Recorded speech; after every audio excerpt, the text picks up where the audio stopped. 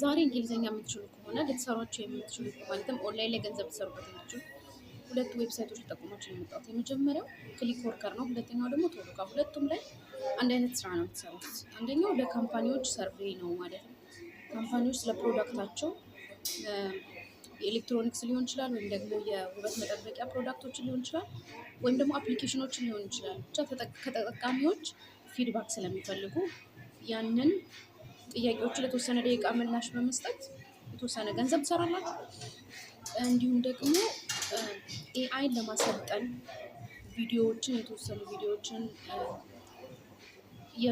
የፊት እንቅስቃሴ ውጭ ላይ እና ቤት ውስጥ ምን አይነት ኢፌክት እንደሚፈጥር ምናምን ያንን ብቻ ኤአይን ለማሰልጠን የተወሰኑ ቪዲዮዎችን ትሰራላችሁ ማለት ነው።